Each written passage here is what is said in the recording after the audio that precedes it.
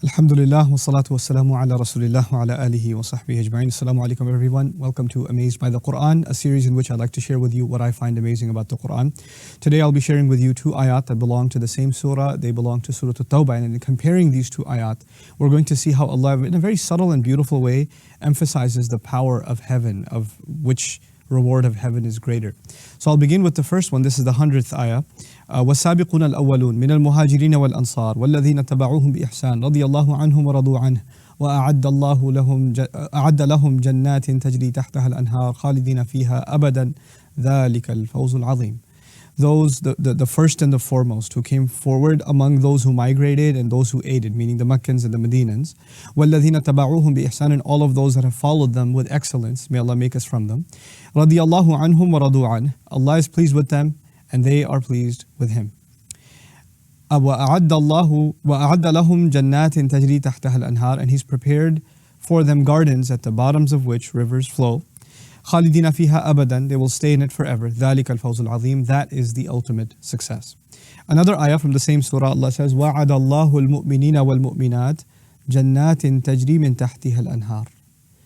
Allah has promised believing men and believing women gardens at the bottoms, from right underneath them rivers flow. So the previous ayah was, they flow from underneath, but this is right underneath, meaning right at their feet the river is originating. خالدين فيها, in which they will remain, ومساكن طيبة, and good and pure suitable homes that they can find tranquility in. في جنات عدن, in the gardens of Eden. Previously we were told gardens, now we're being told gardens of Eden, جنات عدن, so this additional meaning of عدن. ورضوان من الله أكبر, and great contentment that they will feel from Allah, meaning Allah is incredibly pleased with them, and that is even greater than all of the rewards previously described. ذَلِكَ هُوَ الْفَوْزُ الْعَظِيمُ, that in fact is the ultimate success. So you find this really small shift. You have ذَلِكَ الْفَوْزُ الْعَظِيمُ, which is, that is the ultimate success, or that's the great success, versus ذَلِكَ هُوَ الْفَوْزُ الْعَظِيمُ, that is in fact the ultimate success. There's an additional huwa, the dhamir, and what that does is it adds an emphatic tone to this ayah as opposed to the other ayah, both belonging to the same surah. Now if you compare the two rewards of Jannah, you'll find that in this case, what Allah has done, in fact, is He's offered, first of all, gardens that are more intense in their reward, because rivers aren't just flowing beneath your feet, they start from right under your feet. So this is actually the idea of ibtida. You're standing at the top of a waterfall where it starts, where it springs. The other thing about, beautiful homes, in the previous ayah you saw that, Allah has promised gardens, but that there's no more description. But here, and in the previous ayah, Allah did say that Allah is pleased with them and they are pleased with Allah. But here He said a great contentment. Ridwan, the noun is used, which is a kind of permanence and transcendence. The great contentment that they will enjoy from Allah is greater. Akbar, it's greater. It's in fact that Allah is describing that the way Allah will be pleased with them is greater than any other reward they've ever experienced. And once He gets to that, He says, ذَلِكَ هُوَ الْفَوْزُ الْعَظِيمُ, that in fact is the ultimate success. He adds in huwa to this. The point of subtlety and the point that amazes me about these two ayat is they're about 16, 17 ayat apart.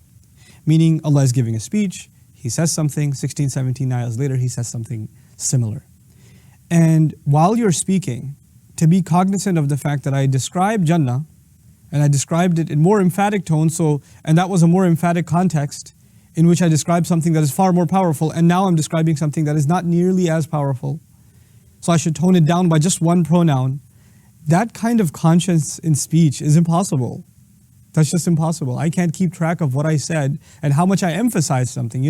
People remember, for instance, think about it like this. People remember what they say, but it's very hard to remember how emphatically they said it. Maybe I remember saying I was tired. Maybe I don't remember saying, man, I'm really tired. The added emphasis, I just don't remember, I'm not conscious of it.